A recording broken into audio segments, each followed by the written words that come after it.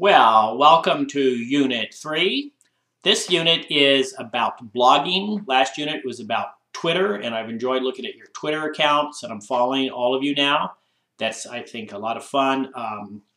I use Twitter, I think I've said this earlier, as a tool to follow news feeds, all right? I go to my favorite newspapers, look up the columnists, and follow them. So I get a lot of daily news off my Twitter feed, and it allows me to kind of quickly go through the news. I don't have to read all of it. It's like reading headlines and in the lead paragraph. So I think it's kind of cool.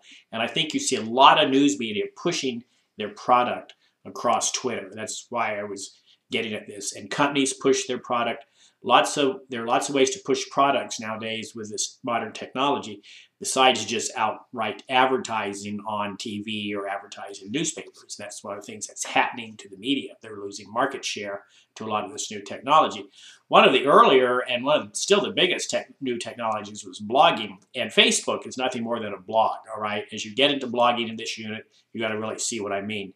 But one of the early political blogs called the Drudge Report had a huge impact on both the media and on politics, equally as large as Rush Limbaugh, okay? The Drudge Report is a very, very, very sensationalist, I'd call it a right-wing kind of a blog, because it really gets out in people's faces and stuff and reports breaking news before it's even breaking, reports rumors, all right? And that's one of the trouble with blogging, is anybody can blog. It's just like Google, okay? I love Google. I spend a lot of time on Google, same way in Wikipedia. But all of that said, a lot of people can use Google who really ought not to be using it. Anybody can upload anything they want to the internet, don't forget, and Google will find it.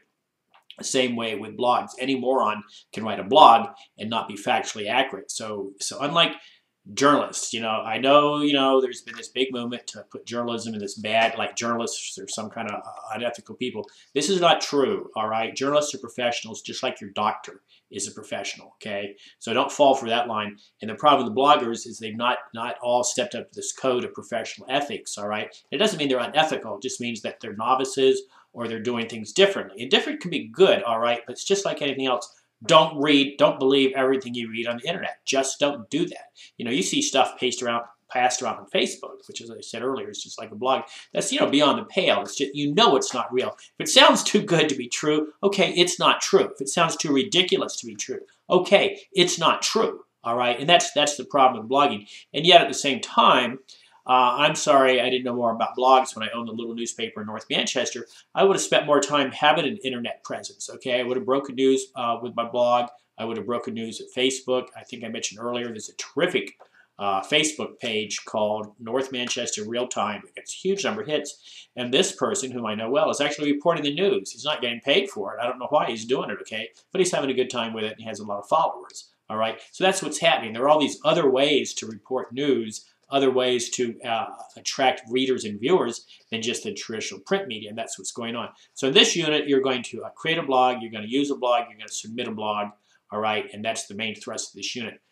That's not that hard, but I've given you, look at the course due dates, all right? I may have given you actually too much time because this sandwiches the final unit, Unit 4, in which you're actually writing a white paper and this about everything you've learned in this course and about trying to offer some solutions. So what I'm saying is I'm urging you to go ahead and look now into Unit 4 and start getting organized. I want you to see what the end of the course looks like, to see where we're heading, and to see how all this material I've been giving you so far has been scaled and tiered. That means it builds up on each other, and we're building to your final project, which is a large project. So don't put it off until the first day of the unit and get into Unit 4 and say, oh my God, I didn't know we were going to have that much work to do in the next 7 or 10 days, whatever, okay? So please look at Unit 4. So I don't want to blog on anymore. I don't want to blab on anymore because of bandwidth issues. But as usual, you know how to get a hold of me. I'm enjoying looking at your Twitter feed. I'll be enjoying looking at your blog. I've enjoyed the discussion posts a lot. So I am in there all the time. Please contact me if you have any questions. Please get to work on your blog. It's a little technical in mind, okay? A little more so than the Twitter feed. And please go ahead and look at what you're going to need to be doing for Unit 4 so you get organized for that. Thanks a lot.